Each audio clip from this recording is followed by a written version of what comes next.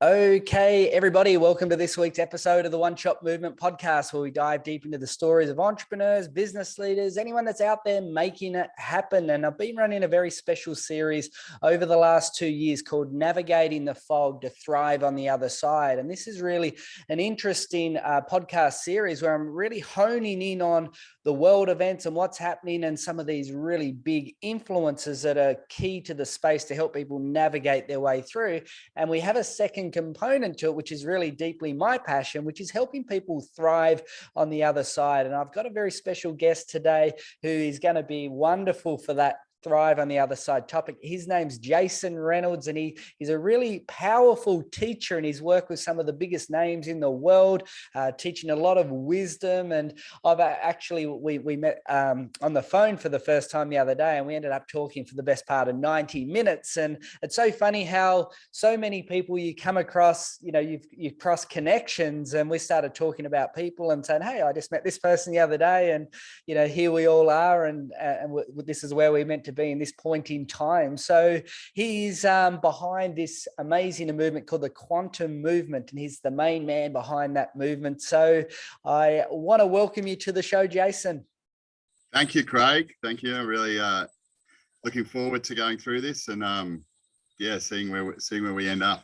Yeah, beautiful. And this conversation will probably just go from all sorts of different directions, and we'll just run with it. But just to start off, I'd love you just to share a little bit of your background and how you got to where you are today and what's driven you to be this wonderful teacher to so many people around the world. I would say, look, to the behest of my parents, is I was always someone who asked a lot of questions, and I suppose what really stood out for me when I was younger is the hypocrisies that would happen from what I would say as adults when they would tell me to do one thing but then be doing the complete opposite. And I was always very shy when I was a child. I found it very difficult to communicate with a lot of people, and I really probably enjoyed my own imagination and time and space doing that. And I really, from a young age, just had an obvious idea that there was much more than what I was being presented with.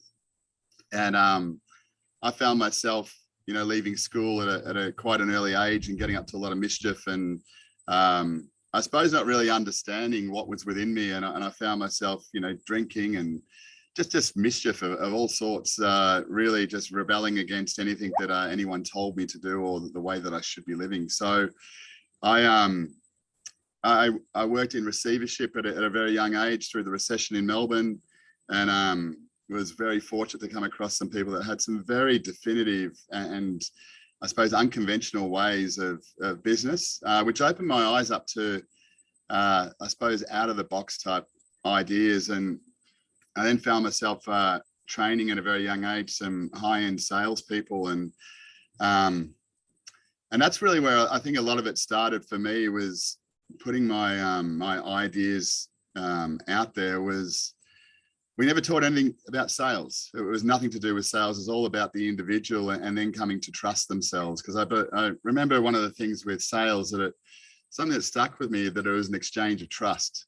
And some people would say enthusiasm, but to me, I looked at that and I thought, well, if these individuals don't trust themselves or understand themselves, it's going to be very difficult for them to convey trust. So we took a different approach and went out of the ideas of common sales practices, but taught people how to be a lot deeper with themselves. And ultimately, they found themselves having unordinary or extraordinary success in that area. And I didn't quite understand it at that time, but caused me to question a lot of things. I went into business coaching and a very formalized, I suppose, structured type of environment. And I then found myself in my early or mid 30s, just, I'd played with things from kinergetics to different sort of philosophies and ideals. And I then was in a place for a couple of years where, through one conversation with a friend, I found myself doing healing, which led to then remote healing. And we were getting some real phenomenal type outcomes that when I look back now, that I pretty much hid away because I didn't quite understand it myself, what I was tapping into and accessing. And this is from people that had particular conditions that within an hour or so that they were overcoming them. And I thought, to be really honest with myself, I thought I was something quite special at that stage. And I got a bit ahead of myself until I had a realization one time that creating a dependency. I was able to create difference in people's lives, and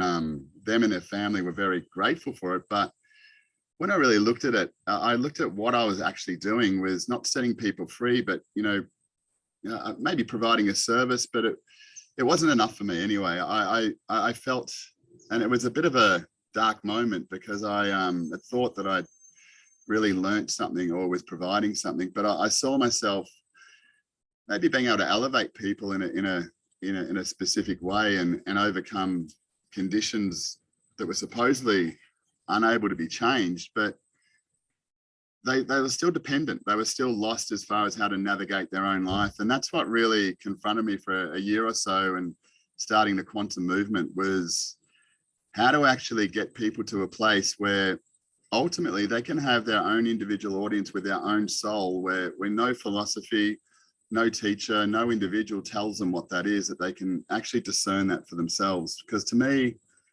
that's the freedom I think that people are talking about these days, that they're chanting for and hoping people will give them, when ironically they already have it, and it's a space that they can only navigate by themselves and through themselves. So that sort of led me to the quantum movement about 12, 15 years ago. And then, it's led us here, I suppose.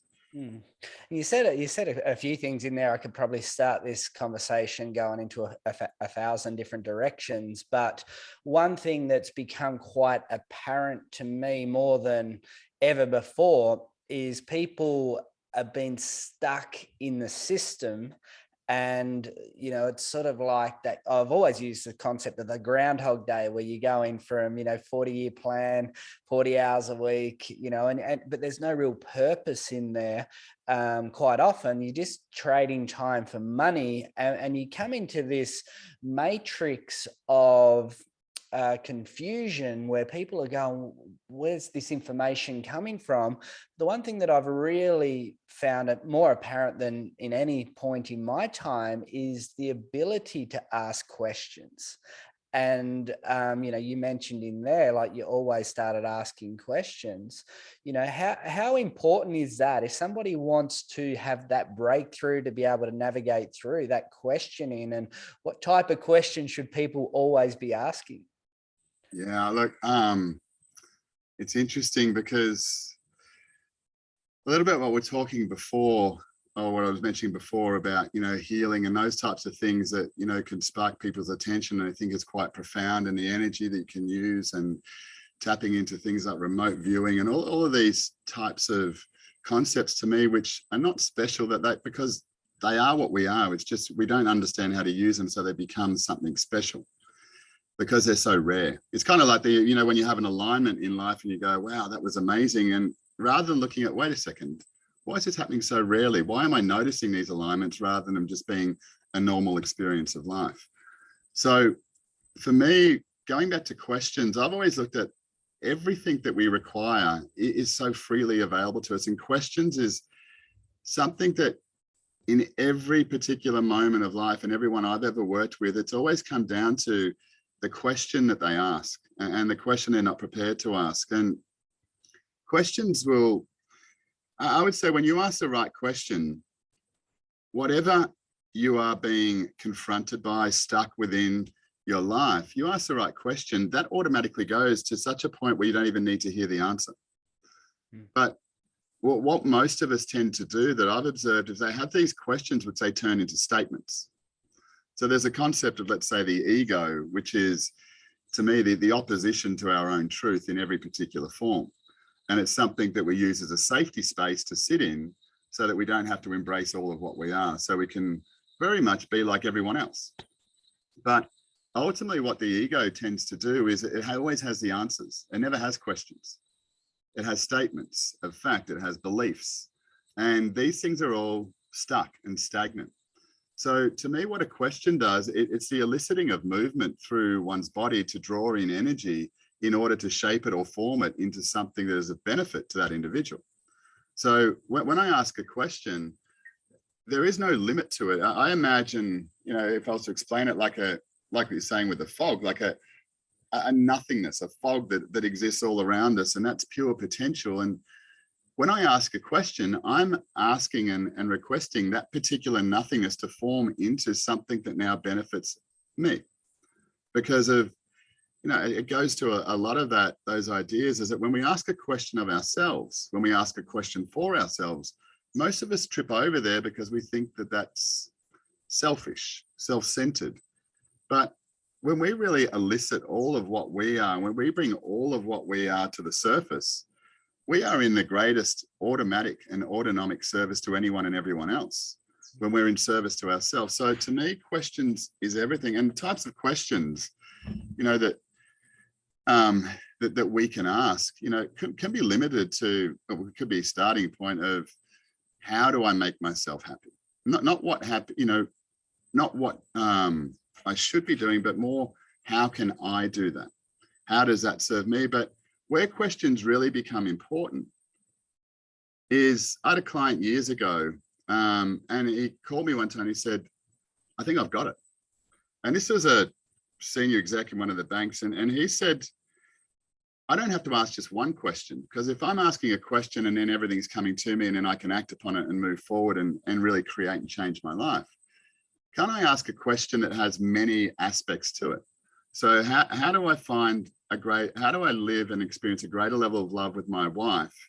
How do I spend more time with whilst spending more time with my children, working less time, earning 3 times as much money as I am at the moment, to having more time to myself? And that's one question. Yeah. And in the one question, the information that comes when you're accessing a deliberate and deep level of intelligence is to serve all of that. But for many of us, we don't ask, we ask very limited questions. As many people have said, that our life is determined by the quality of the questions that we ask ourselves. For me, asking a question becomes irrelevant if we are not already predisposed to listening to it. And what I mean by that is, if you were to ask yourself a question, right, and you are then directing a level of value towards the answer, if you had not made the decision to act upon the information before you've received it, irrespective of what it is, you're conditionally changing the answer. Because basically what I'm saying, I'm going to ask a question, but I'll wait to see what it is before I decide whether I'm going to act upon it. Therefore, what I'm actually requesting unconsciously is an answer that I'm not going to act upon, because moving into the question, I haven't already chosen to act. So there's a really important relationship that we can ask many questions, but if we're not in a state of trust, which is the choice to take action, and we ask a question, we're basically asking for a question. It's not going to give us any momentum forward. So look, I think at every particular point where we are, we only stop because we don't ask the next question. I think on the last part of this is that we've got it all around the wrong way, because an answer comes to a stopping point. Life is about movement. It should always be, the marriage is between the answer, then the question, not the question, then the answer. And if we do that to every answer we get, that we're then asking another question, we then open up. And then the next thing that comes, where's the answer comes, we're automatically going into the next question. Yeah. And I want to, I was just listening to that there, I think a really important thing is opening your mind. So when we first had our first conversation, that we had a common friend that, a spirit healer like that, and I shared that experience with you, and we're talking about that experience. But at that point in time, I'd been through 33, 34, 35 years of my life, and I was never open to, even be interested in asking or receiving the information to those type of questions until I went through an experience. Then I said, look, I need to put my attention to this so I can actually be open to endless possibilities here. And that's been one of the big, profound breakthroughs that I've had on my journey to date. The reason I bring it back into this navigating the fog situation, because we're constantly bombarded with things that don't make sense, and people are not open to the possibility that maybe the answer is very simple, but you're not being open to actual anything outside of a narrative that's been fed to you, which is trapping you into the situation that you are now. I sort of probably asked a few questions in there, but as you were listening to me talk about that, is there anything there, the open-mindedness and my experience as well? Yes. So I would say that when we're born as a baby, we don't take into consideration how someone's going to react to the way we cry. We don't think about when we're about to clear our bowels, we're not wondering if that's going to offend or smell or anything like that. There is no consideration for anything except for to serve ourselves. And then we learn along the way that there's a right way of doing things, that this is the way, this is what we should do. But there is not one point in most people's lives where we actually get to the point is, what are you? You know, what do you want? What do you want to express? How do you want to bring forward this, you know, what you are into life? We're very much conditioned into the right way of doing things. And ultimately, we never learn how to navigate our own self. We've learned to navigate what we're expected to do, and that can change all the time from other people. Eventually, what we learn as a source of wisdom and a source of intelligence is the mind. And the mind, ultimately, if we stop and consider it, is a collection of all information. It's very powerful. Collection of all information that was, that has been, that could be at any particular point in time. Now, as an individual, that becomes a burden, it becomes toxic, it becomes confusing and contradictory if we don't have a reference point of our own self. So when we've got all this knowledge that we're accessing, like you're saying before, the answers are very simple. But the thing is, when we start to reference and access the mind, like the collective intelligence, and I mean at a physical level that's been experienced prior to now, we as individuals start to tap into something bigger than us, or bigger than we perceive ourselves to be. When we're, what I would say, integrated, some people might say connected, but I mean when our energetic or spiritual space and our physical or the matter space comes together as one, there isn't a mind. We don't need guidance. We don't need direction. We don't need wisdom and information that's provided to us from an outside source. So when we say that, often at times when we're opening our mind, to me, it's more about releasing the mind, dissolving the mind, and trusting in our own self, because at times people can create a space around you with their own confidence that causes you to see things a little bit differently. And you stop momentarily, and maybe for a longer period of time, this connection and this conditioning into everyone else's knowledge and information and these structures and set of rules that we live by. Now, within all that knowledge, there's people from different religions and philosophies that have different ideals and different perspectives on things. So in the middle of that, we're confused. All of that information can be very powerful and very brilliant, but we've got to me, I look at it this way. There's a big difference between information and intelligence. Information is available all the time, and it's not relevant to us. It's just information. It's not shaped or formed in any way. It just is what it is. But as an individual, to turn that information into intelligence, we have to understand ourselves and then identify from that information what's relevant to me. What is it that's going to serve me? So then I can action that, which is then I take that intelligence and I form it into something in my own life, an experience or an organization, a business, whatever that may be as an individual or a partner. So to me, the concept of the mind and the conditioning of tapping in and accessing the mind is one of the biggest downfalls, I would say, of humanity, because it's in denial of our own wisdom and intelligence that has been specifically designed for us. But the big part of it is navigating, well, sounds great, but how do I do that? Because otherwise I can just, as we know, we can just turn on the TV and we can be told what the answers are. We don't have to access a level of awareness. We end up going into the mind and we do such things as thinking. I mean, thinking in its own space is is the recognition in my own self that I can't take action at the moment because I don't understand how to. So I'm going to find a place and wait for something that resonates with me. And therefore, I'm going to allow other people to direct my life rather than myself. But yeah, look, wisdom and the mind, it is extremely powerful, but are we reliant upon it, or are we using it like a library that when we want to or when we require to, that we can look at what other people have done, how they've done it, and then we can have a matter of discernment within our own self to either filter what's relevant to me and what's not.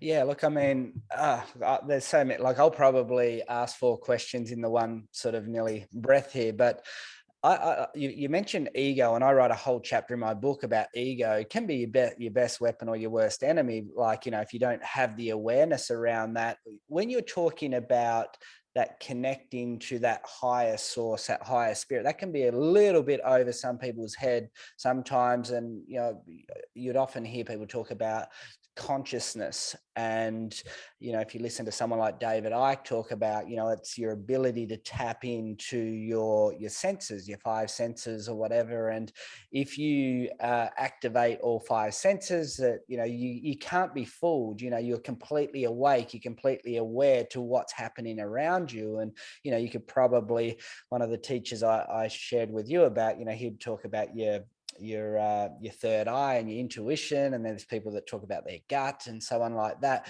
When you're talking about tapping into that information, are you talking about consciousness? And if so, would you want to elaborate a little bit more about that? Oh, absolutely. Thank you. Great question. For me, consciousness is not a state or a space that you go to. Consciousness is the speed of action.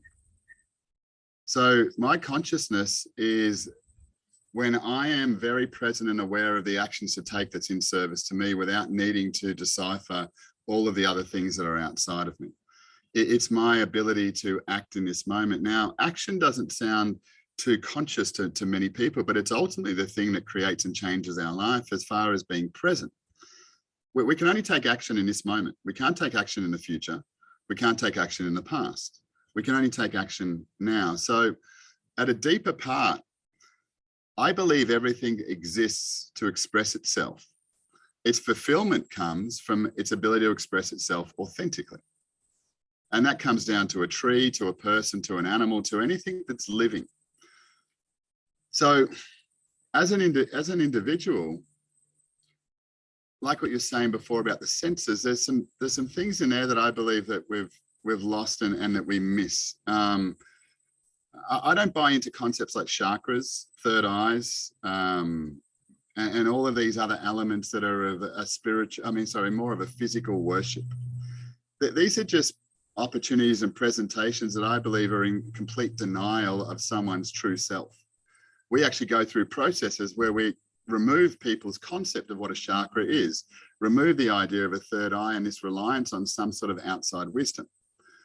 Ultimately, for me, we're presented with this idea where we have 5 senses. And I would say they're the 5 physical senses, and they support the physical aspect of what we are. But the energetic side of us has other senses, and I would call them the noble senses. And those noble senses, to me, are imagination and intuition.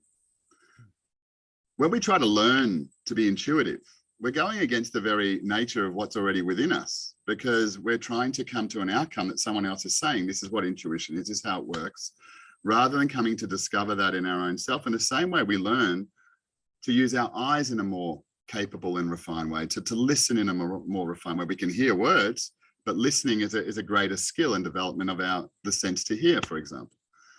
So to me, when we are in an integrated state, we're not accessing imagination and intuition. We have a culmination of one sense, which is awareness, which is all of those senses working together as one.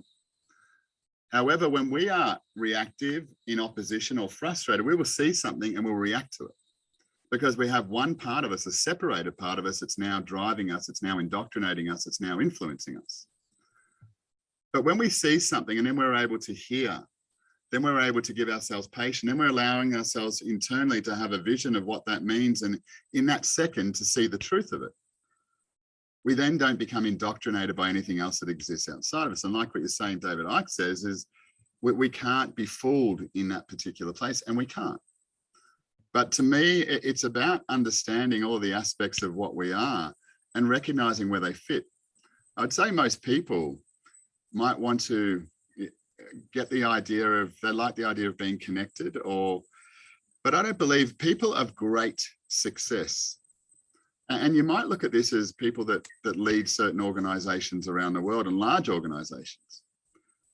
There's a concept that they're not spiritual. There's a concept that they are, very evil and maybe in their ways and their own agenda, but the very true nature, but beyond all the judgments that we've placed upon what's right or wrong, or who's on my team and who's not on my team, is people have a capacity to express themselves authentically. How people choose to do that is up to each individual.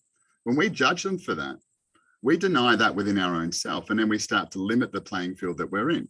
But someone who has the 20, 30,000 people that they're responsible for as a chairman of a board of an organization, that they have a lot of responsibility that many of us can't come to recognize and realize, because they are not just taking into account one person's scenario, they're taking into account 30,000 people's life and scenario and the support that's required to bring that forward. Now, it doesn't mean because you're in that space that you're spiritual, or when you're in this space, you're spiritual. To me, spiritual is about the expression and the allowance of energy to move through you in a way that you don't restrict. And that creates vulnerability, because then I have to show myself I'm not pretending. I don't have a pretense to how I'm going to act or how I'm going to be in this moment with these people. I'm just going to be myself. So when it goes to that, there's a big thing from a, that, I suppose, that deeper space you're talking with people being connected to themselves. A real recognition of that is the ability that I'm able to make a choice without being aware of the consequences and how it may affect or offend or elevate someone else, but I'm still going to honor my choice. And that's where, to me, pure and real connection happens, is in the ability to be able to make those choices and continue to make more and more choices within our own life without needing to access a deep spiritual conceptual space. But to do that, and I believe to understand that, because I believe some people are predisposed to that. They're authentic within their own being. But there are many people who profess to be connected and have accessed, great wisdom from higher sources. The issue with that is, it's like in the world and the movement we see now, is that there's a group of people that feel that they're awake. And there's a group of people that they're identifying their awakeness by the fact that other people are not. And they're professing, you wake up, you've got to wake up. How can the sheep still be asleep? The very nature of that is the same with connection. People get to a place in their life that is fulfilling for them. And ultimately they stop there. They become attached to it. They become burdened. They become defined by it. The very nature of what I would say is true freedom in ourselves is to be able to get connected, not to some higher source, because I don't believe in a higher source. The higher source is within us, and it's the deeper source. I believe things like gods, like ascended masters, like anything that is beyond this sphere. These are concepts that we have manifested in an inability to accept that we are capable of that. So we've attributed ourselves, and I think those types of concepts are important, because it allows people to, like with a connection, to move through that, to find ourselves on the other side of it, rather than aspiring to, you can't say this word, you can't question this wisdom, you can't question this space. Well, says who? From where? And am I then not responsible if I do? I don't need to be told by anyone else whether that's right or wrong. And why does someone feel the need to do that? But for those people that are, like I was saying before about being awake, they were once the pioneers. They were once moving through and seeing things in a very different way. But there's a real stagnance in the world at the moment, that there's a movement of people that want to have freedom by determining their own ability to be aware and awake where others are not. But now the opportunity, and the real opportunity exists, is what am I now going to create now? I've seen the discord, the corruption, the censorship in the world that I'm in. And I think you said this at the start, being stuck in the system. There is a system. But for those of us that move through it and choose to move through it, is we embrace the system. We do not judge it. We embrace all of what it is, whether it supports us or not, because it's only through when we understand that system that we can move through it and beyond it. We can sit there and complain about tax and the government and the corruption, but you know what? There's ways to live in life where you don't pay tax. There's ways to live in life where you don't become restricted by law. There's ways in which to operate outside of that. And if we don't choose to ask the questions, we'll continue to be bound by a system that doesn't support us. And then we'll end up complaining about it. And we'll find more people around us that are at the same point. And we find comfort in being the same, rather than at that point going, whew, what am I going to do here? Like, you know, I've learned the folly and the bad things of other people, but what about now shining some light on my brilliance? And, you know, maybe for you and me or other people, Craig, one of a difficult conversation to have would be, imagine us sitting here talking about our own brilliance without any worry about how people might think that we're a bit full of ourselves, or we're, you know, who do you think you are by saying these types of things? Why is that not a part of learning for children? Why is that not a part of encouragement in work environments, in social environments, where the first thing we speak about is our brilliance and their capacity, because we realize how difficult that is to do. But imagine if you could, and then imagine if the audience actually listened in such a way that that was inspiring. Because I don't know about you, but for me, my observation is, well, I'm not inspired by people that are the same as me. What I'm inspired by is people that are different, that have taken a different path, that have transgressed the things that I haven't been able to in my own life. And for me, that requires, firstly, not a capacity to keep going out there and getting more information, but understanding how to use the wisdom I already have. And to me, people start doing that. Governments don't need to be overtaken. They just fall because no attention is provided to them, because people start to govern themselves.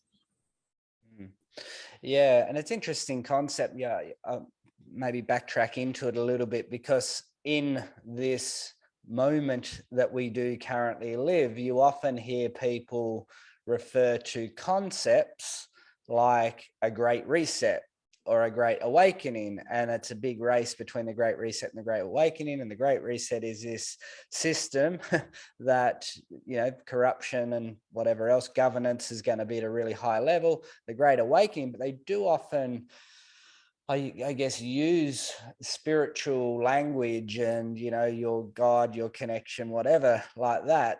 I might just backtrack into it. You know, you said something then that, well, it's not really that, or I don't believe it's that, it's actually within you. So can you just actually just tune into that concept a little bit more, like the Great Awakening? Because a lot of people are living in hope that this is what happens. You know, we want to create a greater reset or a great awakening. Sure. And you know what, and maybe not to oversimplify it, that everything in life that is going to come back to such a point where we nurture a level of self-belief in our own self, just a spark maybe to begin with, but a premise to do something a little bit different to what I have. And ultimately, what that does for an individual is cause them to want to do something new or different. And ultimately, it comes back to my ability to navigate the unknown. And that's a concept. Well, how do I know to move through what I've never been through before? Because I believe I need experience. I believe I need to be taught. I believe I need to learn. Whereas if we just understood how to navigate, and I mean to use like the things we're talking about before, imagination, intuition, and understood its purpose, and, you know, looked at the instruction, oh, that's what intuition's for. That's how it works. I never realized that. But to be able to be guided to that yourself without someone needing to tell you, if we can learn to navigate ourselves, everything else becomes insignificant and irrelevant. And then we have a playground to move forward and through, because it's just when we have that little spark of self-belief, after all the excitement and the talk and everything else we go through, eventually we go, well, how are we going to do this? And what do we mostly do? We look to either, well, we can get this person to help, we can get those people, we can do that. I've got some experience in my marketing, and I've got experience in these other areas, and I know what to do here. But when something is born anew, it's born anew so that you can meet it anew as well. And that takes courage, because as we get older, we start to learn things. But are those things principles that are everlasting and eternal, or are they just things that work in certain conditions and circumstances? So we go back even, I suppose, what you're saying, into the deeper part of the Great Awakening. It's to realize as an individual that you are your answer, you are your question. And the thing is, every amount of time that we spend upon our own self is going to be of value. But it comes back again. How do I know how to move through that?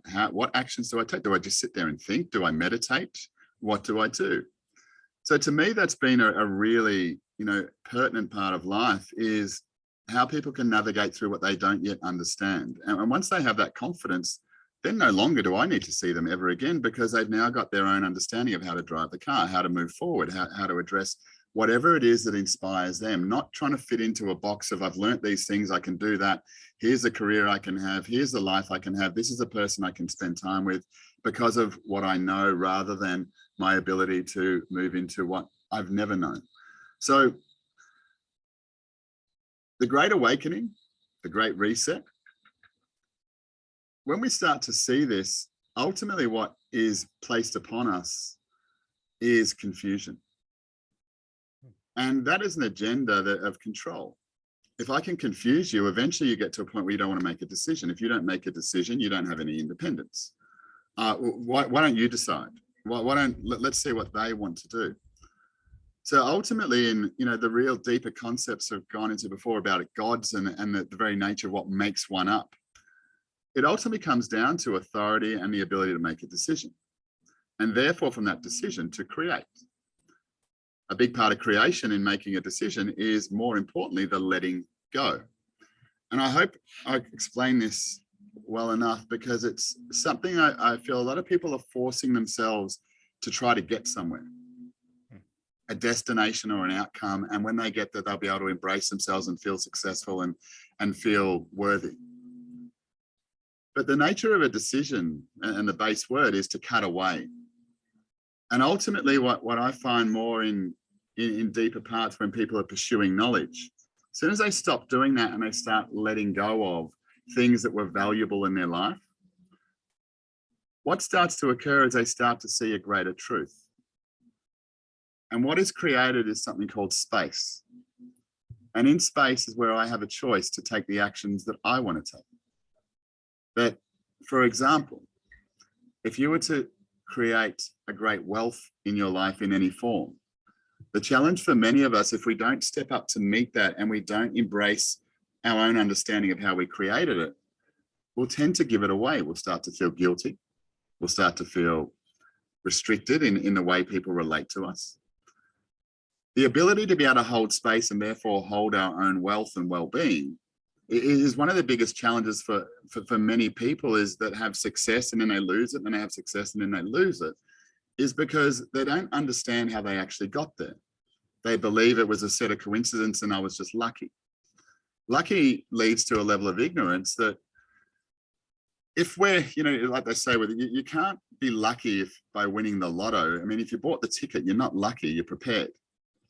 And it's the same type of concept here. If I'm prepared by understanding myself before I step out into this game of life, I don't need to then learn by mistakes. I can learn through understanding. So I've seen, and I suppose for me anyway, because it inspires me, being very privileged to work with people that have very much challenged their own fabric of life to get down to the deeper aspects. And what it always has come down to is an individual's ability to be able to sit in the nothingness, to be able to create something from nothing, to choose to then do that in all the judgment, all of the opposition that anyone and everyone that they have placed value on in their life is going to bring towards them. And for me, the very nature of exposing our soul and exposing our truth and exposing the way in which we speak and share, it determines our freedom. I say I'm free because I can express that I'm free. I don't hide anything away because I can express it, and I'm not reliant upon what you think of me, how you see me. But the very nature of exposing ourselves is coupled with something called judgment. And until I can become accepting or able to navigate through judgment, that I understand that when people are judging me, maybe initially I start reacting, I start getting angry, and I start retreating, and I get frustrated, and I want to attack them back. Eventually, what I learn through navigation and learning from myself is people are going to say that. And the reason why they're saying that is not because of me, it's because of something they don't understand in themselves. And if you can recognize that when you start to expose yourself, you're going to attract a lot of judgment. You're going to attract a lot of anger and at times frustration. And the more polarizing and the more defined you become, the more people that will oppose you. But ultimately, what you're doing at that particular point is being a coach and a mentor to so many other people at a distance, because you're causing them to see and release their own toxicity. The key is not to react to it, but to understand it. That if I was to call you something and you caused it, but I believed it to be true, but it offended you, I don't need to take offense to that. But what it does is it gets rid of that infection, the past, the toxicity that's been sitting within you, and I should celebrate that. But for many of us in these ways, we've learned to oppose, we've learned the left or the right, and which side are we on, rather than how do I understand it all and move with all of it rather than not. I mean, there's probably some really great concepts in the Great Reset. There's probably some great concepts around the Great Awakening. There's probably some really great concepts in all aspects of life that I oppose. I mean, look at the concept of this organized state of elitism and controlling families of the world. It's interesting and intriguing, but the real awakening and wisdom in it is the nth degree of organization that it holds within it. That is a deep level of wisdom that we all have access to, but we can choose to use that in a different way. For many of us, what we're looking at is the outcome that someone else has created in a form of control, and I don't like that. Rather than seeing beneath the surface, all the answers are there. There's deep levels of organization, there's deep levels of clarity, there's deep levels of simplicity in how we're going to do this, and ultimately, the Great Awakening comes, the Great Reset comes. Well, where do I stand on this? And it creates opposition rather than what I would say is integration. And when we're integrated, we don't need to believe in concepts. We don't need to believe in ideas. We don't need to keep up with the news. We don't need to know what's happening with some virus in the world. It's all a distraction. Can I, as an individual, pull myself away from that? Yes, I can, but it'll be determined by how inspired I am by the environment that I've created in my life. And when I'm bored, I'll listen to the TV. So when you say integrated, a word like that could be quite broad for a lot of people to really understand. Is that what people would refer to as becoming sovereign, the ability to just alchemize and be able to make their own food, make their own money, make their own life, no matter what's happening around them? Is that your definition of integration? No. So to me, sovereignty is not being dependent upon anything outside of myself. Whether that's from government or and depending upon what levels at a energetic level of sovereignty, it's being able to exist without needing to ingest if you went that far. But ultimately, integration is we commonly might experience it in areas of confidence. So when I used to work with some high performing athletes, we talk maybe about being in the zone, and in being in the zone, there's I suppose statistics that people will throw around, but they say that an athlete's about in the zone about 8 to 9% of their actual performing career, which is not a lot for a high performing athlete. It shows all the opportunity that may be there, and depending on how that's measured. But ultimately, when you're in a state of confidence, the thought and the action are one thing. So it's, I am here and I'm playing tennis and I'm just going to go and do that. I'm not thinking, should I or shouldn't I? It just becomes an obvious thing to do. And that to me, in confidence, and confidence in the word is just to trust in yourself. It's to confide in oneself. And to me, the demonstration of trust is action. Like, I'm going to stand on this piece of wood and walk upon it because I trust that it's going to hold me. And your action takes away the concept into an actual reality that I'm proving trust in this moment and demonstrating more of it by the ability to act of my own accord. So integration could be considered confidence. It's a state that I'm in where there is no separation between thought and action. They are just a perpetual movement. And what we used to do with certain people is understand for them, and it's different for each individual, what is the ingredients for them to actually maintain confidence, not just to get into it, but to maintain it.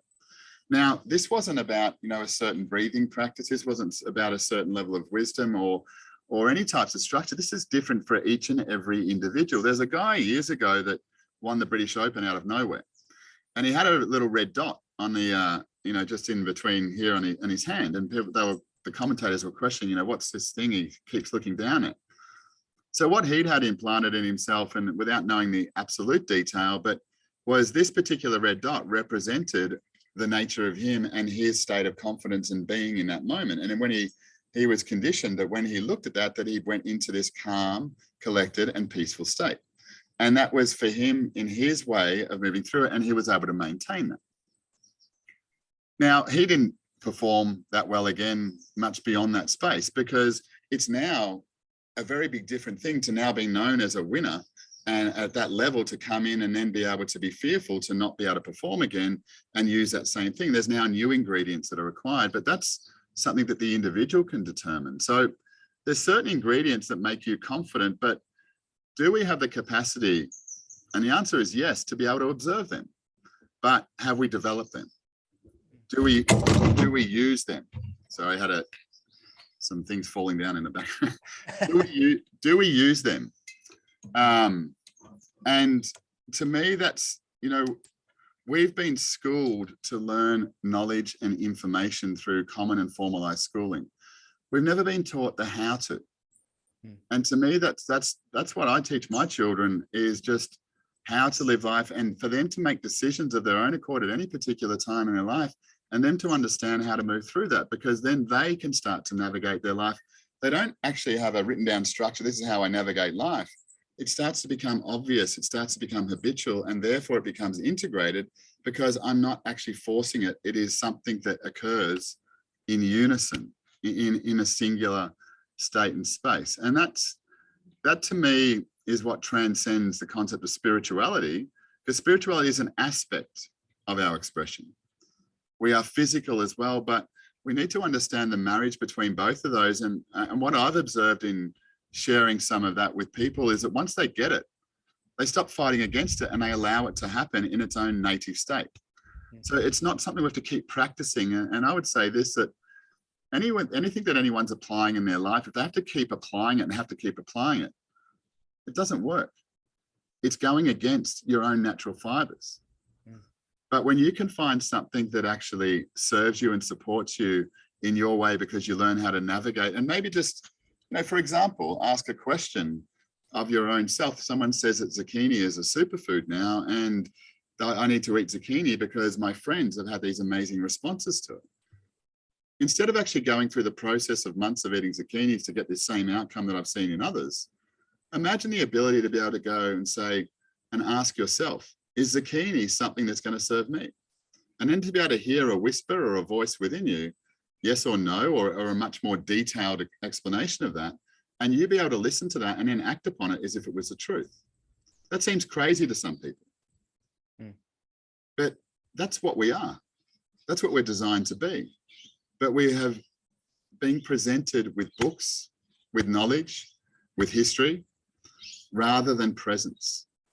And to me, it's the simplicity. If I understand how I can be present without practicing to be present, where it becomes autonomic, then I can find a freedom. Then I don't need the concepts beyond me. But without doubt, there's a significant responsibility that comes with that. because there's no one else to blame anymore.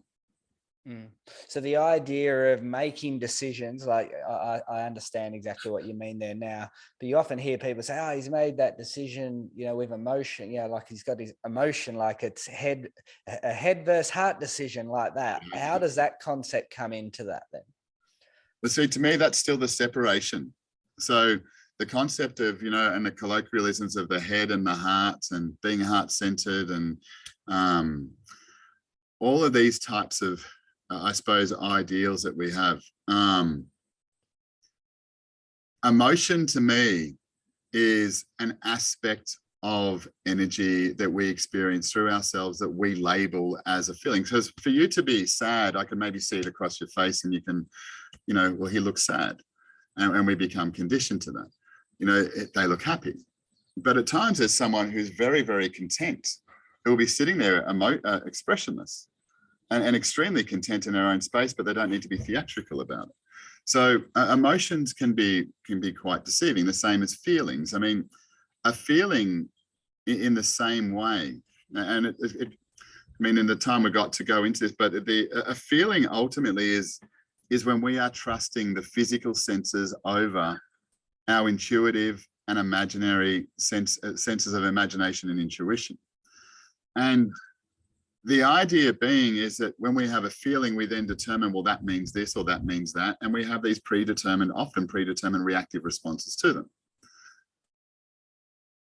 When we step beyond the head or the heart and we step into our own self, and look, that's a process that, it's something that we share in. Someone can learn to do that in 2 to 3 minutes on how to get there.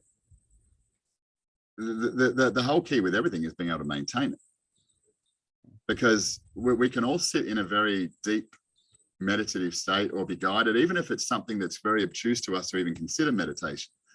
If we were to sit in a meditative state and we would feel something quite significant and peaceful and special and very empowering, that's all well and good, but it's determined by, can we maintain that? And if I can't maintain it, well, then I don't understand it. Now, then the truth is I'm dependent on hopefully getting back to that state when it comes. Like when people are feeling great and things couldn't get better. Eventually what starts to come in, if you don't know how to integrate that and move through it, eventually you start to consider, I don't know how long I can maintain this. It can't continue to keep going this well. Something's got to go bad sooner or later. And we start to, talk ourselves into it, because that restricts us going into the unknown, places we've never been. And this is, for me, the head and the heart, I would say, are confusions, but they're still aspects of opposition where they're not integrated as one. So to determine the ego, to determine this, yes, we have to go through that to have our own awareness and understanding and reference point for that. But it must be moving towards, if people want freedom, moving towards an integrated state where I accept all of it.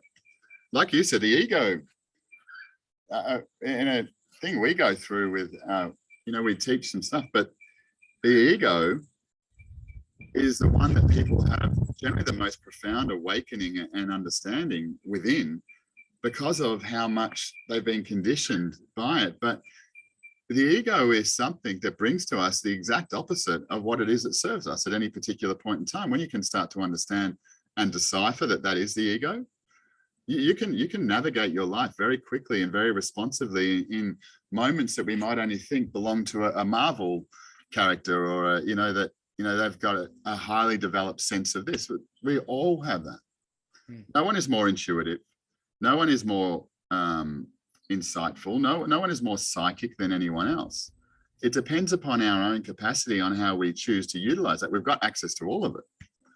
But what is it in this lifetime that I require to serve me to move forward? And that's sorry, there's a lot to go into off that, but it's to me recognizing, when we're integrated, we feel and we experience every emotion at the same time, but we don't become indoctrinated, influenced, and restricted by it. That if I'm experiencing or feeling grief, at the same time, if I'm present, I can also see the beauty that comes in that grief. If there's loss, I also see the gain that comes. So I allow myself to be able to truly feel and elevate that particular experience and allow energy to move through me unrestricted.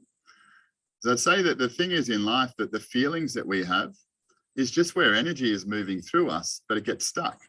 And that stuckness is some physical point of reference. And then we determine it as an emotion. Mm.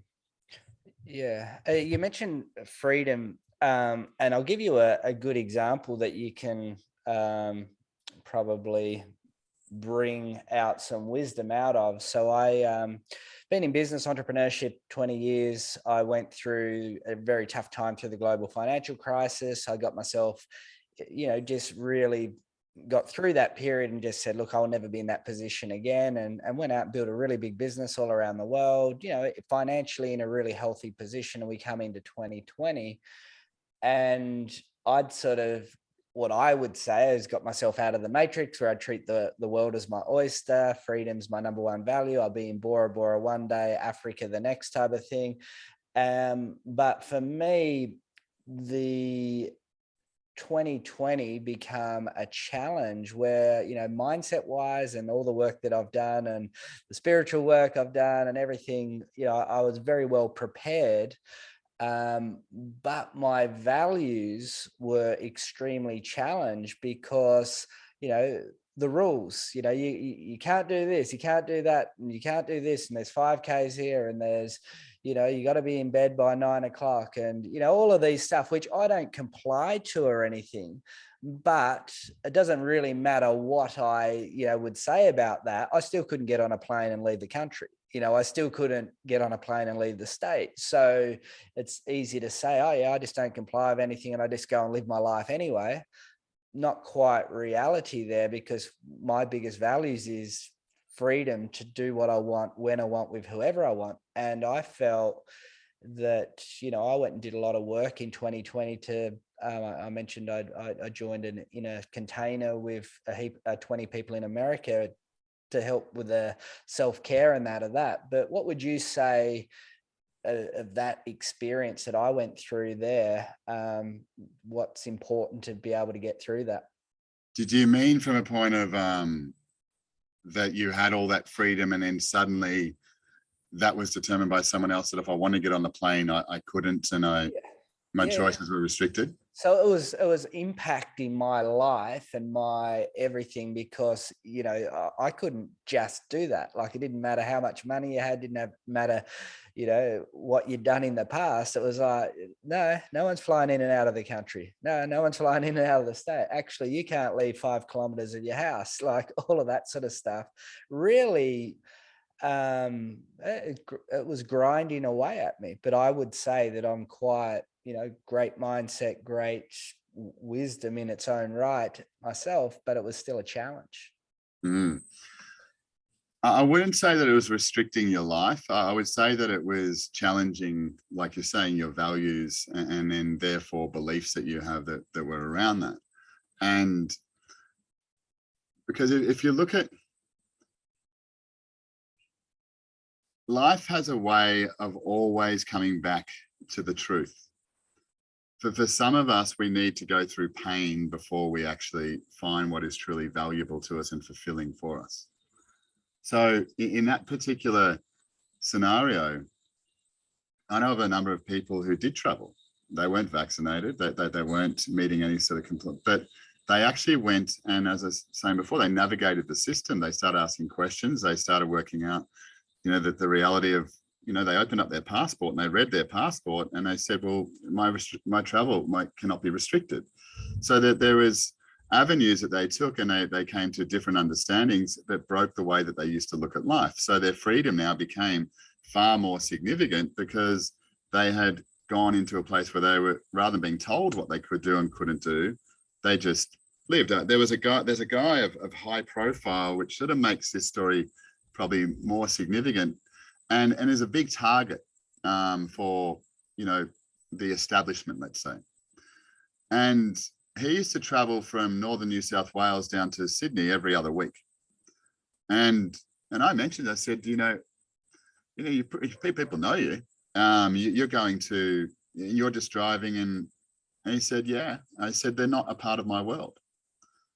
And I said, what do you mean? He said, look, I'm not just saying it. And I knew he wasn't just saying it. He was of the complete belief and understand that's not a part of his world. He never got picked up. People saw him, he never got questioned. And that was his experience, because he had chosen to live in a particular way. So when some of the freedoms that other people give us are taken away, we can either look to be, deflated by that, restricted by that, or what we can find within our own selves is how we find our own freedom where we've been giving it away all that particular time. So, many people have learnt deeper aspects of law. Many people, I would say, over the last 2 years have questioned the very nature of what it is that they do to support themselves through life, and if it actually works for them. Many people in that particular place, like say for you, in going into that place, I'm sure it's brought forward a whole range of other things that you might not have done if you were able to travel. And suddenly you find yourself, doing things that previously you wouldn't have had the space for. And ultimately, is your freedom defined by where it is that you want to go? Because look, I'd love to go to certain places around the world at the moment, but it hasn't even been a question or a concern for me. I haven't even felt where I was beforehand. At least once every month or 2 months, I was going somewhere. And I then found myself living in a new place here in a different environment, and I have no real interest. I mean, I'm from Melbourne originally and haven't been anywhere near the place for a couple of years, and I used to go there every month or so as well. I found just that I think people are finding freedom in different ways, but what the challenge is, it's different to what they were expected or what they're used to or what was comfortable or normal before. And we're all moving into a place of growth and change, and that means we have to go places that are unfamiliar. And I believe that we're finding a different value system. We're finding, at times a level of patience in our own life to actually stop rushing and forcing and pushing. But we're starting to develop, some people are liberated by the fact that they realize they don't actually have to spend time with their family that they don't actually get along with. But previous to this, they were doing the right thing, spending time, eating up what they didn't want to eat up. But now there's people that are liberated saying, I don't speak to my parents anymore. And it's not a bad thing. I don't speak to this person anymore. I don't have those same friends anymore. But there's such a magic that has happened when we actually sort of step back and go, wow, those things may have been taken away, but have they? I know many people that have traveled to different parts of the world and are still traveling now and are not restricted by it, not quarantined. But those particular things is the law states you can't restrict people in that way. What we need to understand is that consent in our life is one of the most powerful things. And when we give consent to someone or something else, even to an idea, we then make it real. So when we consent to God, or when we consent to the government, or when we consent to a belief system or a belief structure, we are determining its value and its reality. What I'd feel like maybe for you over that time, it's you're now maybe having an opportunity without all that, that success that you're having and everything that was going through that is starting to now redefine it so that your success well beyond this. And who knows, in 5-6 years time from now will be something that you've never ever imagined it to be previously, because you had that breaking point where it's like, well, I've absorbed all that, I've done all that, I'm look at what I've created. And to be able to let that come through you, to then go, well, the reasons I was doing all that are no longer important. What I now really want to create and the wealth I want to bring to my life is somewhat different. But I think that's what we've all got at the moment, is an inordinate amount of space. I mean, look at lockdowns. I thought it was amazing, at times that, and I know people went through some challenges, but I know this is a hard thing to consider, but people going through anxiety, people going through pain, people going through stress, and all of those types of things, is it better to have that locked within us? Or is it better to have an open audience that people pay thousands of dollars for over their lifetime to go and see a psychologist or find their own truth, to be able to let that stuff out? there's been a collective purging that's been occurring in such a way that is profound. And it's causing people to get to a point where they're bringing forward different concepts and ideas and how they want to live their life. And to me, we're getting back to a real core by default.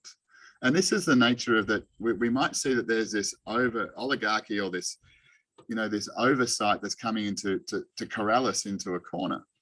It's impossible. People have overcome far greater things than this in life, and they'll overcome far greater than what this is. They always will. And when we just stop and look at life in that particular way, that there isn't anything to fear. There is challenges for sure. There's pain, that there's bloodshed. People have died and sadly taken their life.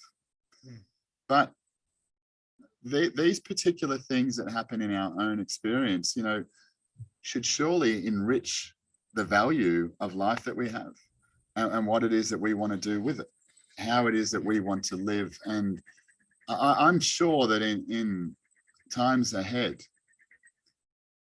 the innovation that's come out of these 2 years and the times beyond this is going to be significant. I've got no doubt that in a short space of time, all of this stuff will just dissolve and fade away.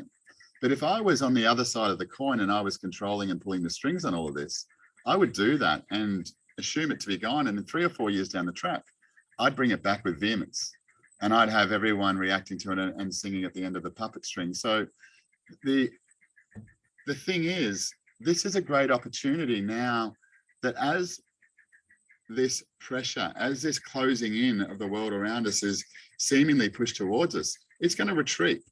It has to. It's not because they're making a decision. It's the way in which the dynamics of our existence work. The opportunity is, what will I do in those moments where I'm not triggered or forced or required to because someone else is pushing my buttons? What will I do when the world seems to return to what we might call normal? Will I apply the same level of attention, the same level of impetus towards coming together with other people and creating things? Or will I, because there is no crisis, go back to just the humdrum, to I'll just get along and see what I can do and not rock the boat too much? And to me, this is, for me anyway, in what I do, the quantum movement, that's my thing, where I see there's pioneers and some very courageous people that are really standing up and moving forward into a place of,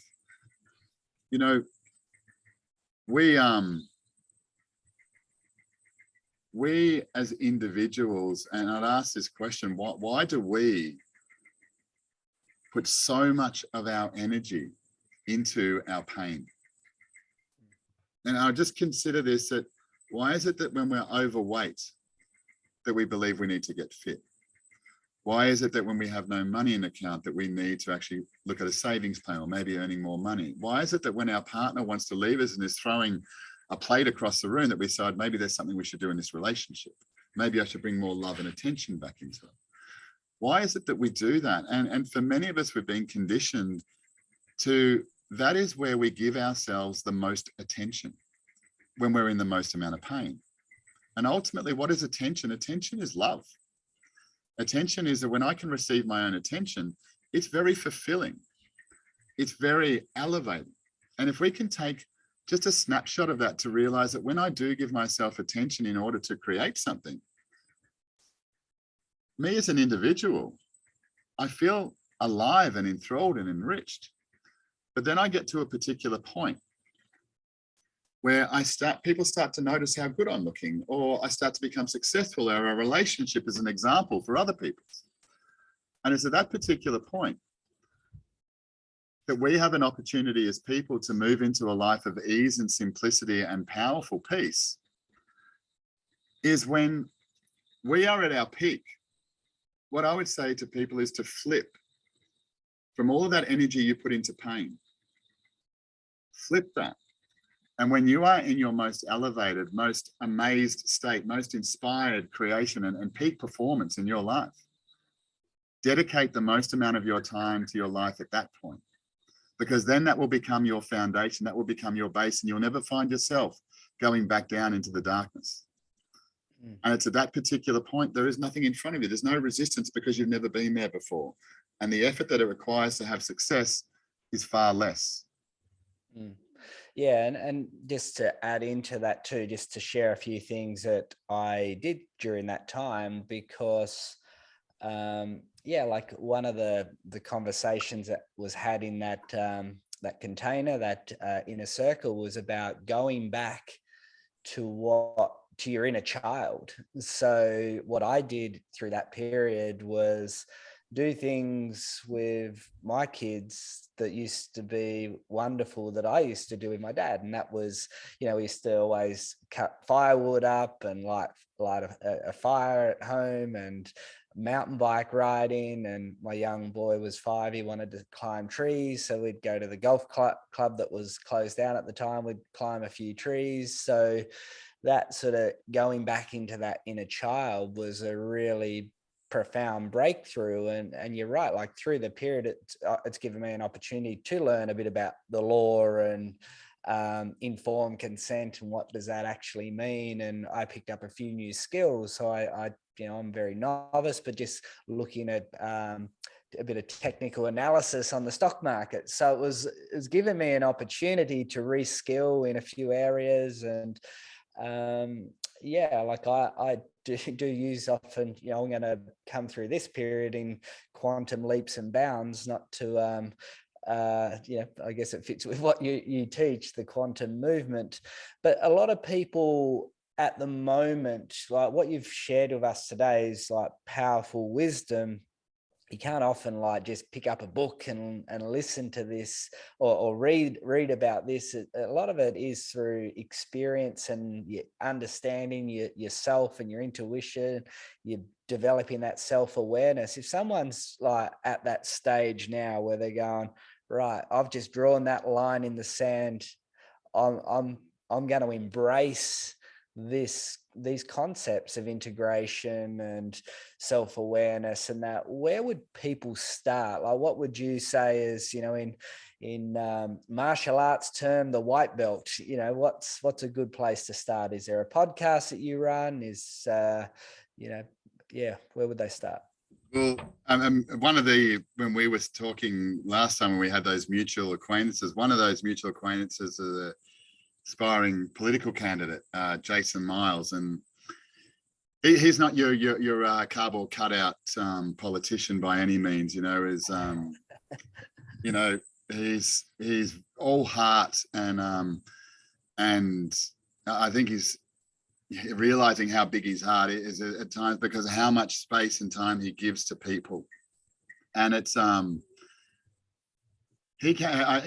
he came to me a while ago with where he was saying he had up to 500 people a week that were communicating with him as a aspiring political candidate, to actually say these people wanted advice on how to live their life, and because they were for some of them, they thought that was the end of their life, at the end of the line.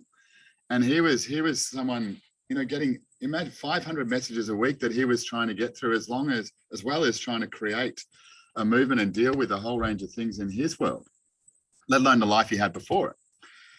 And, obviously he can't deal with that. So we started something called the Attention Project. And the Attention Project is something that's through a not-for-profit where, what I started doing years ago was I started doing something, and I trusted myself, and I didn't even know what was the next thing we were going to teach or present or whatever it may have been. And before I knew it, just through a set of circumstances, I found myself doing a lot of private work, and it was very significantly well paid, and it was more than I had expected. But it lost the fabric for me because it became inaccessible to people that I really. Years ago, we had a product, and the people that had a similar product to us got all the the top name stars and everyone else to advocate it and sponsor and promote it. To me, my approach back then, and still is today, is the everyday hero, which is every one of us, that's going out there and living life in their own courageous ways, is to actually, I believe when we serve society, when we serve people that want to live a very enriched life without needing everyone else to celebrate it, we have a great opportunity to really make a difference and enrich ourselves. So we started something called the Attention Project, which is all about an individual at that starting point. So we took a lot of those powerful concepts and a lot of those things that were developed over the years and brought them down into a way in which people can start to access that, rather than going through what I would say is a lot of, in my opinion, misinformation. And it's something that I suppose drives and triggers me, is that when I hear things, and I'll say it openly, like NLP, that is a completely in a incomplete practice by and even defined by the person who created it as an incomplete practice. It denies the soul. But there's people within our NLP that are brilliant at what they do. There's people in a whole range of different modalities. Psychology, to me, as a practice, it is, again, the very denial of what we are. But there's amazing psychologists that have arisen through that. Science and all these other things, like we have a capacity to really uplift ourselves. And to me, it starts with a very simple thing, my ability to be able to receive my own attention. At times, like what you were saying before, and going playing with your kids and climbing a tree, that's one of the biggest things for people that are busy doing things, to be able to actually stop and hear that voice inside themselves and go, I'm just going to go for a walk. I'm going to take the next 2 days off, or I'm going to do this because it inspires me. But it's like what you said before, you can tell and you can put it all there, but people actually have to experience it. And it's not until they actually go through that process that they realize, wow, when I do this, suddenly all those interruptions are not happening anymore. Suddenly all those problems are not there. Suddenly I'm not getting all these phone calls. Because as soon as you start to, and everyone can have this experience, as soon as you start to put yourself first, all of the other interruptions stop. The problems stop happening in the workplace. The problems stop happening in the relationship. The problems stop happening with the children. They suddenly start to seem to be stopping in their misbehavior that was there beforehand, because I'm starting to be more happy with myself. So a long answer to a simple question, but we have the Attention Project, which is a pay what you want thing that people can start. They go through it for 4 weeks in their own way. We support them through it and can expose them to something where they can experience if that's for them. And if they want to do that, we then go into, further reaching things. But it's all about, I suppose, a lot of what we talked about is just navigation and how to navigate your life, your way, to actually be you, rather than fitting into what the careers counselor is telling us to do, or fitting into the type of person you need to marry, be with, or the type of area you need to live in. Now, ask yourself an audacious question. How can I travel the world every single day if that's what I want to do? It'll be a very powerful question to ask right now. To be able to listen to it might take a little bit more navigation than normal, but the answer's there. It just depends whether we're prepared to listen to that, and then I suppose have the courage to act upon it. Great. Where do people find you if they want to follow more of your wonderful wisdom? We have a couple of things. We have a Telegram page under the Quantum Movement. We have a Facebook page under the Quantum Movement, but there's something called a Quantum Journey, which is a little bit more of I suppose, a private space where we share more openly in that area, and also provide a range of things services at no charge and that type of thing as a community. And we also have a website, thequantummovement.com. At this particular point, that's just, there's a few refinements going on in the cogs in the background. So you'll be able to register there for anything that you want to hear from us. But that'll be back up in the next couple of weeks. But yeah, generally those types of places. I'm actually going to ask questions before we do close off. I think there's a lot of people in the world that could hear some really great perspective.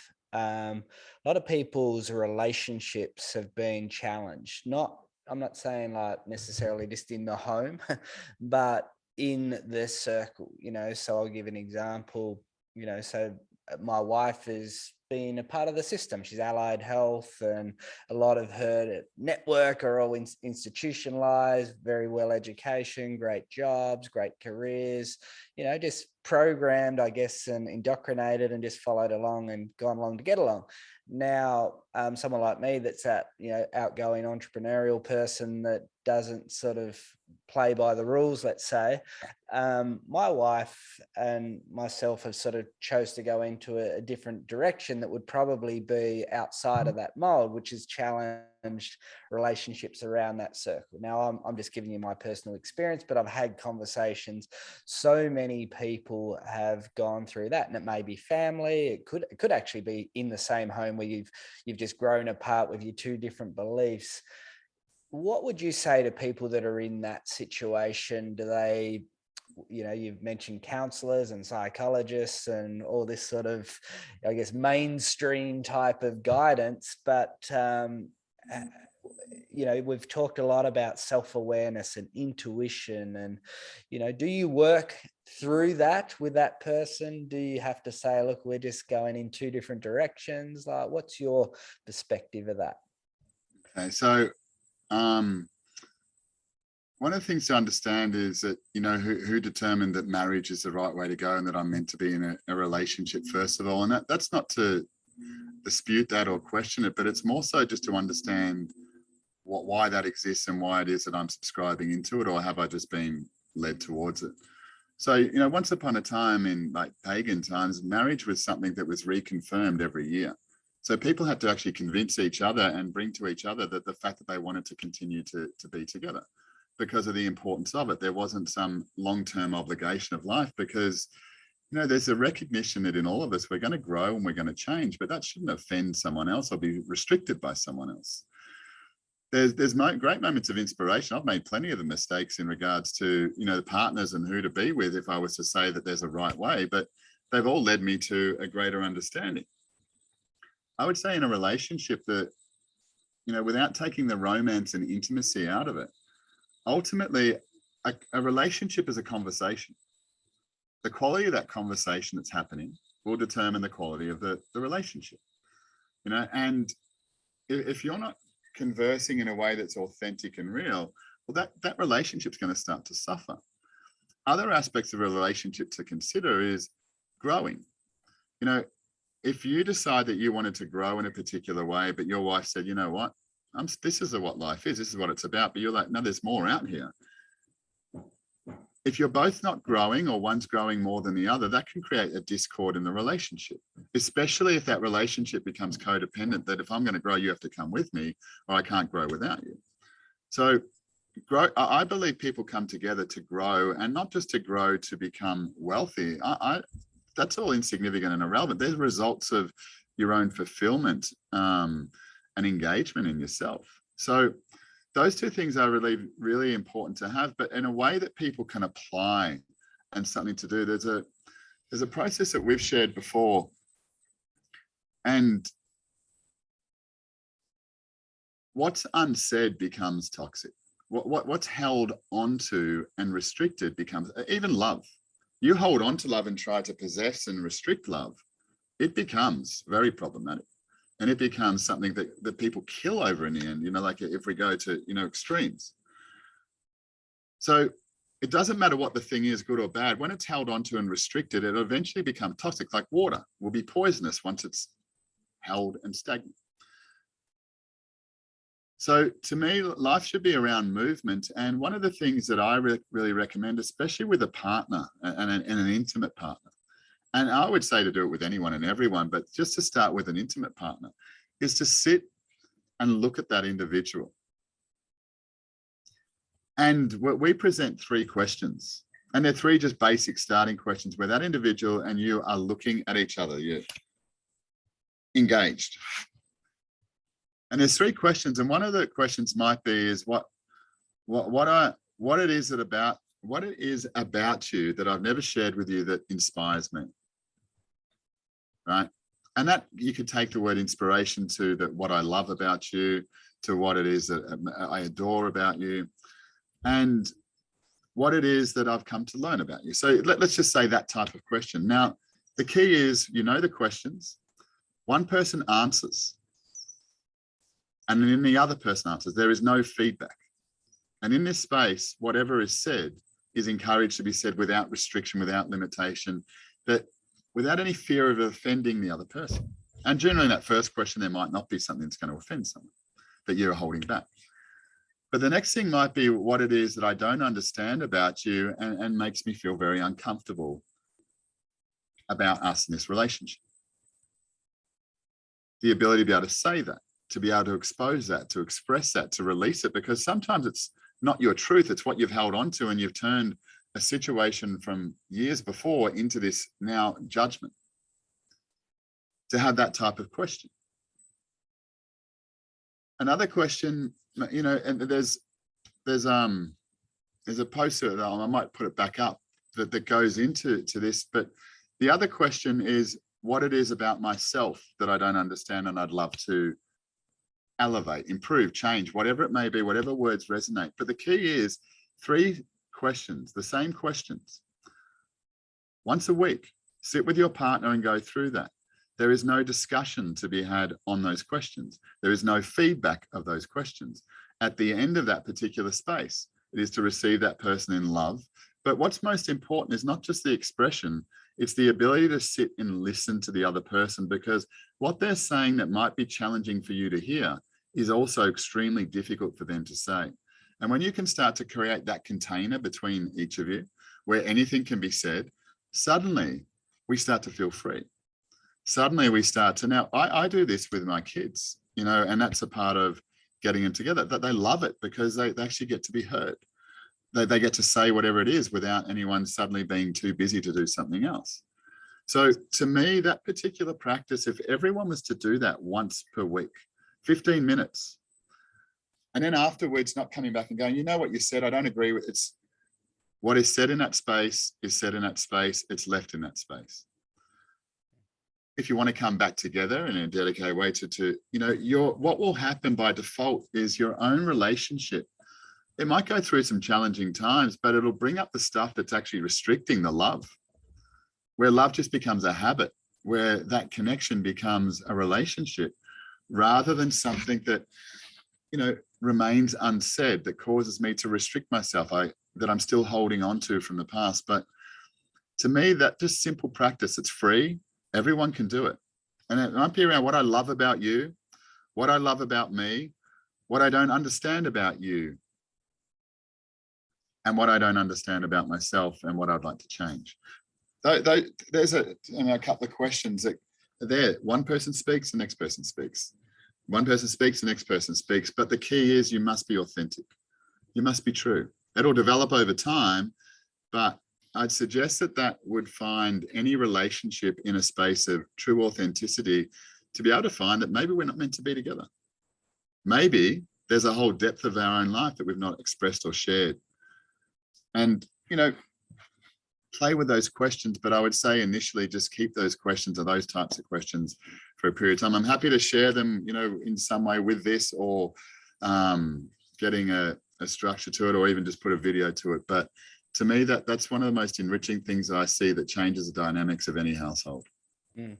Yeah, and probably my question was out of household, because people outside of the household, the relationships have been bent and challenged in that as well. So the other person may be not interested in engaging that. So would you, you know, like as far as if you're doing it with someone outside of your household? Yeah, so say 2 best friends, for example, that have okay, that have lost their relationship through something like this. Yeah. Do you grow apart and move apart? Is it it's probably the same thing that you know, I had some friends recently of 30, 35 years and are very, you know, probably could say best friends or whatever, but there's definitely been a separation, I suppose, as I expose myself. What can happen in people is that when you start to expose yourself, or you share, you know, people haven't sat down before and talked about medical history and you know, what they're going on and all the rest of it before. So this is new ground to navigate. So you start to find some really defined things, where I had one friend of mine tell me that I should register to remove myself from the medical system, and that if I injure myself, that I should not be taking up space. And he believed that was a good thing for me to do. So that's just, you know, that to me was, well, that's an interesting way of looking at things. But that probably, for me, also makes me realize that it's, again, the growth side of it. If I'm growing in a particular direction, do I restrict my particular authenticity and courage to actually do what's difficult for me to do, but what I want to create in my life? Do I restrict that for the satisfaction of someone else? And that's probably a question for all of us, because we're led to believe that, but I've known this person for so long. You know what, for me to allow them to be free is about me being free as well. That maybe I'm a burden in their life. Maybe what I present to them is too uncomfortable, too confronting. Maybe what they present to me is too uncomfortable and too confronting. But I would, you know, in the very nature of friends, one of the things that I find is quite powerful to do is to write a letter. To actually, because it can be quite charged in that particular moment, to actually say what is true to you. Whether you send it or not, that's your choice. But to me, it is ultimately, people in our life bring us so many lessons, and our freedom is to me determined by what we're able to let go of. We can let go of the things that are toxic and, you know, old and, you know, no longer playing a role in our life. But when we let go of things that were once of great value to us and maybe still aren't, what we find is value in ourselves. And I would also recognize at that particular point that when I say something and someone else doesn't agree with it, and that friendship then breaks down, and you may get attacked for it, you may have a whole range of anger and attention directed towards you. I take solace and rejoice in the fact that they're getting an opportunity to let go of that, because that's not normally who they are. For them to attack me and call me all these names on this, that's not the person I know. What they're actually releasing and letting go of is the stuff that's interrupting the true authenticity of what they are. Doesn't mean I have to be friends with them. Doesn't mean we have to hug and engage, but that's something to come to in our own self. And I would say it's been one of the richest years for me in coming to meet people that inspire me, that are now friends. Whereas beforehand, that may not have been as much the case. And that was a hard awareness for me too, that I was holding on to a lot of people in my life that probably don't, and what I realized now, that don't support me, that don't know what I do, that don't want to assist, that don't want to take an active role in engagement, and the focus is always upon them. So you've got to look at I suppose, the dynamics of ultimately what serves and supports you. But I really would say in the last part that it takes courage to walk your path, because you're the only one that can see it. No one else can share in that. They can support you if it supports them, but most often it's to realize that when you do something that's really meaningful, the people closest to you are the ones that are going to judge you, because they fear for your safety, that you might get it wrong, that you might make a fool of yourself, rather than coming into the inspiration of elevating you above themselves, and really reveling in the liberation that you create by doing new and different things in your life. Yeah, and from me, I just wanted to say thank you for what we've discussed today. Like I try and ask questions to help people get value out of, your great teaching. So hopefully there's been some practical things that people can actually go and implement into their life to become that better version of their self. And so from me, I want to thank you for taking the time. Thank you very much, Craig. And I hope I've done that for people, or even just sparked some other questions in their life. I mean, all of this is just, there's no script or preparation for this. It's just all in the moment. So it's, I thank you for the space, and I thank you for people that do listen and go through this, that I hope they get some benefit from it. Absolutely. Thanks, Jason.